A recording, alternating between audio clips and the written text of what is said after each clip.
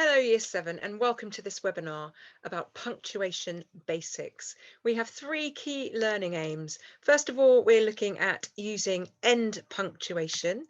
Secondly, we're looking at punctuation marks in the middle of a sentence. And finally, we're looking at using speech marks. But perhaps the most important question is, why do we need punctuation? Well, punctuation makes things clearer, it makes you more understandable. I often say that if you try and write without using punctuation, it's as if you're trying to talk with your hand in front of your mouth. It's not that easy to understand. And punctuation is also for emphasis. Often you will use a highlighter, you will underline something, and punctuation helps us to highlight or understand and underline the things that are really important. And it also stops confusion. So look at these sentences. Let's eat grandma versus let's eat grandma. The comma will save a life.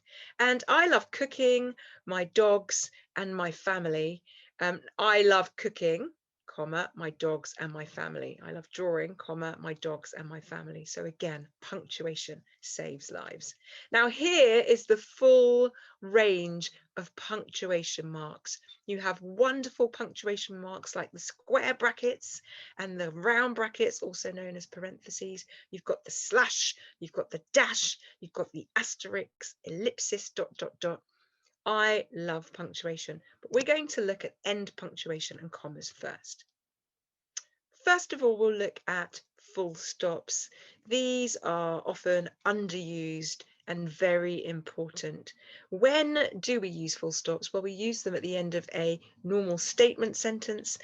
My dog loves the postman, a declarative sentence. We'll use them at the end of an order. Please leave the room, an imperative sentence. And we also need them for abbreviations. So sometimes things like BBC or other abbreviations, e.g., i.e., etc., we need a full stop to show that words have been shortened or abbreviated. Now, full stop is responsible for the most common punctuation mistake, the run-on sentence. Now, I don't know what your teachers are like Year 7, but the run-on sentence is often the bane of a teacher's mark. It really is about not using the full stop well, and punctuating a sentence with a comma. That's like trying to stick a poster up with toothpaste rather than blue tack. Commas just don't stick sentences. They don't show the end of one sentence and the beginning of another, which we call sentence demarcation. So commas are used, and sometimes people don't use any punctuation at all. So the run-on sentence can be a whole paragraph. You haven't put that blue tack in, or the tack, the pin in, and so the sentence runs on and on and on. It sounds like you're out of breath. Now, this is a typical paragraph, a run-on paragraph with all these run-on sentences. They don't even have an inaccurate use of a comma. They've just got no punctuation whatsoever. And I wonder if you can put the full stops and the capital letters in to show. Now, it reads like this. There's been a lot in the news recently about the dangers of mobile phones. They say using them too much can melt your brains. It can be pretty annoying having to listen to someone going on and on about nothing in particular to a mate when you're on the bus. They go off all the time in the pictures and places like that. On the other hand, it'd be handy to have one in the car, don't you think? So it's an informal piece. So why don't you pause this webinar and see if you can put the full stops and the capital letters sentence demarcation in for this paragraph.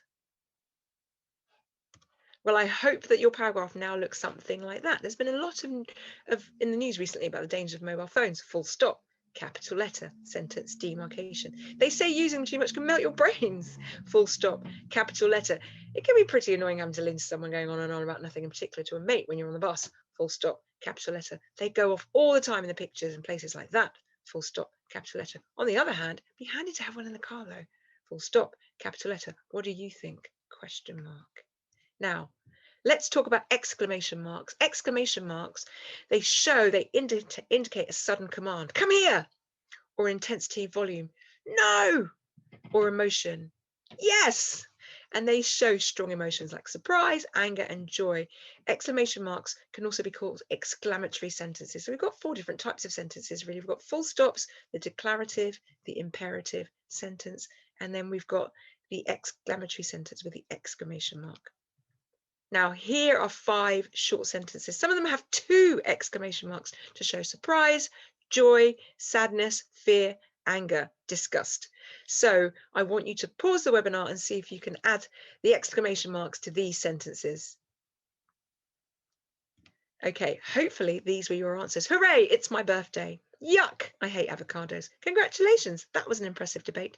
Oh my goodness, we've lost. Wow, what a success. So you can see the strong emotions of joy and disgust and celebration and sorrow being expressed with exclamation marks. Now let's talk about question marks. Where there is a question and the question ends is where you have to place a question mark. Is he here? The end of the question, we put a question mark. Now, some questions are real questions, like, is he here?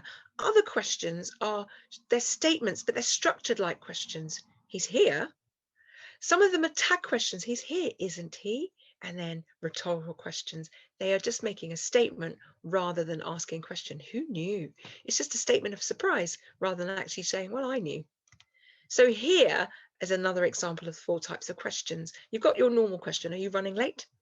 And then you've got your statement as a question, you're running late. So it's a statement, but it still has a question mark. You're running late, aren't you? Is a tag question. And then what time do you call this is a rhetorical question. They're not expecting a response. It's more like saying you're running late. I want you to pause the webinar and see if you can have a look at this dish, and can you use a real question, a statement as a question, a tag question, and a rhetorical question. Don't forget to add question marks. Pause the webinar and have a go. Okay, so I hope you wrote something like, is this turkey or chicken? And then the question is, this is turkey. And the tag question, this is turkey, isn't it? And the rhetorical question, do you expect me to eat that? So you've got different types of questions, and the question marks show the end of the question. Now we're thinking about commas, because although they're not end punctuation, they really help within the sentence. The first one for commas is to separate words, a series of words. So we're talking about someone who was tall, dark, and handsome, and the commas help to separate them out. They also help to separate phrases. I like reading books, I like listening to music, I like watching TV. They're phrases, not just words, and the commas separate them out. They also connect some of these ideas. I was feeling hungry, comma, so I made myself a sandwich. And also they introduce a phrase or a clause as the day came to an end, comma, the firefighter put out the last spark. So we can see the 2 different clauses, the 2 different phrases are separated by a comma. They are always before certain words, like yes, yes, I'll be there. Well, thanks for reminding me, comma, please, comma, open the window, and a name, Jane, comma, stand up straight. So the commas always are there. And then they also separate different information. And we'll talk more about that when they're used parenthetically. Football, which is a popular sport, is very good for your health. They separate out adjectives, and they separate out quotes or speech, and they help to show contrast, and they're used to stop confusion, and they also help to interrupt the flow of sentence. On the other hand, however, it's showing a contrast, and they separate dates and addresses. And the statement, like we talked about, the tag question. So commas can be used for lists, for clauses and phrases, and for set phrases. Now let's see if we can add some commas to these lists. I stuff my crumpled t-shirt, my socks, and my sandwiches in my rucksack. The house in the mess. The worktops are littered with dirty cups, saucers, plates, knives, forks, and spoons. Peter takes the bread from the bread bin, peanut butter and a plate from the cupboard, and the butter from the fridge. My socks, shoes, trousers, and jumper are wet through. So can you use commas to separate some of these lists? Pause the webinar and see how you get on. Okay, I hope that you were able to add these commas to separate out the lists and to show the different parts of the sentence were separated. So here's a quick recap. Do we know 3 uses for a full stop? What is a run-on sentence? 2 uses for a question mark. What do exclamation marks show? And list 5 uses for a comma. So pause the webinar. So let's see if you can answer those questions. How closely have you been listening? How much do you understand about this end punctuation and commas? Okay, so 3 uses of full stops: declarative sentences, imperative sentences, and abbreviations. Run-on sentences, they just go on, and sometimes you use a comma instead of a full stop or no punctuation whatsoever. So question marks are used for real questions, tag questions, rhetorical questions, statement questions. Exclamation marks show sudden commands, intensity of emotion, intensity of volume, and strong feelings. And commas are used to separate words in a list, to separate phrases and clauses, and introduce speech, and avoid confusion, and all sorts. Let's now look at colons and semicolons. Now, colons are the 2 dots. They make things more distinct. They separate ideas. So the 3 main uses of colons are to introduce a general idea, and then you make it more specific. We have an enemy, time. There's only one leader, me. So 3 ways to use a colon, and then we would set, so we've got the general idea and it goes to a specific idea. Also, colons introduce lists. So we've invited a small group of friends, Tony, Ria, Elliot, Charlotte, Greg, a small group of friends, ironic. So the colon introduced a list of friends. He wrote several books: The Mask, The Cross, The Rebel. So you're listing the different books, and the colon introduces the list of books. And colons can, as well as commas, introduce speech or direct quotes. He said, talk to me about it another time. They shouted, look out. So they're introducing speech or quotations. What about semicolons then? Now they look different. They are the dot with the comma. They are used to connect ideas. So colons separate ideas and semicolons connect ideas. So they show that ideas are connected together. They can replace connectives, coordinating, connecting, fanboys, for, and, nor, but, yet, and so. However, to correctly use a semicolon, both parts before the semicolon and after the semicolon should make sense on their own without the semicolon. So, for example, it was cold in the kitchen, so I danced to keep warm. It was cold in the kitchen, semicolon, I danced to keep warm. I danced to Bob Marley, whatever you like to listen to keep warm. You've got the semicolon there. They both make sense before and after the semicolon.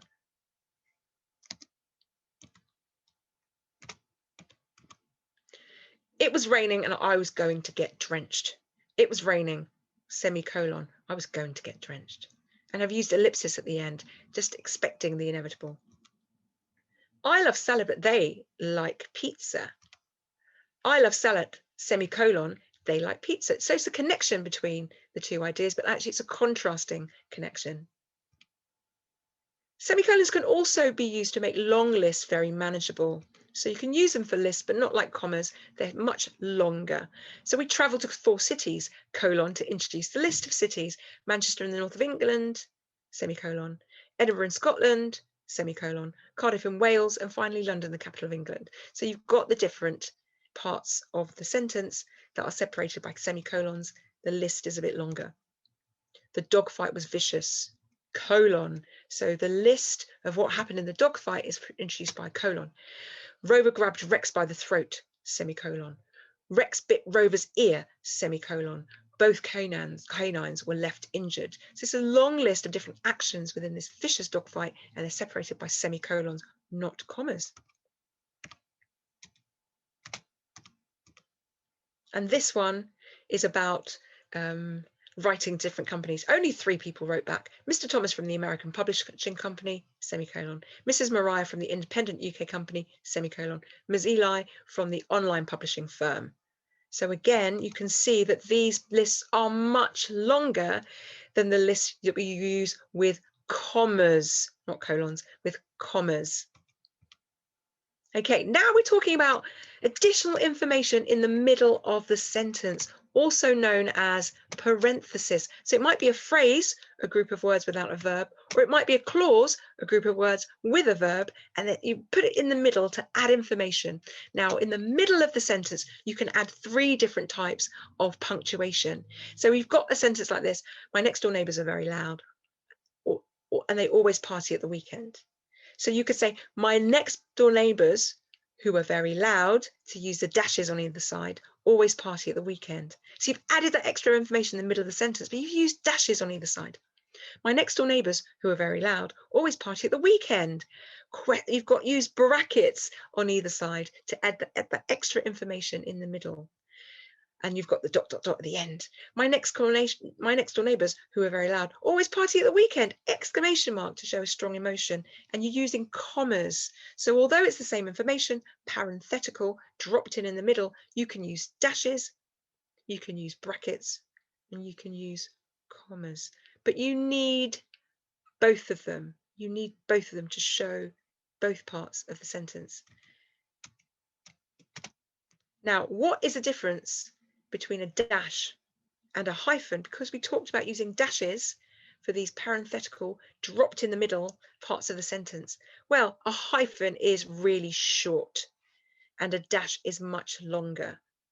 A hyphen, you just drop it in there to stick 2 letters together, sorry, 2 words together, but the dash helps us with the sentence. So you can see that these are all hyphenated. He was a strong-willed father. That was my red-headed cousin. The coat was water resistant. My sister-in-law is wonderful, and he was a well-built personal trainer. They're hyphenated, so it's short, sticking words together. Whereas dashes act like brackets.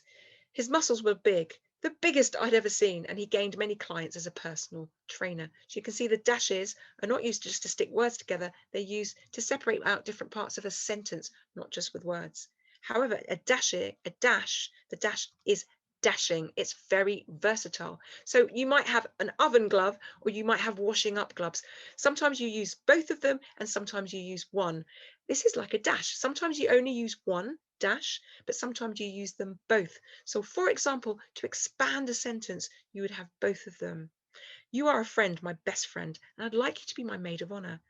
Just then, Tom, my second cousin, got home from work. My results will depend, as my gran used to say, on how much effort you put in. So extending the sentence, you need 2.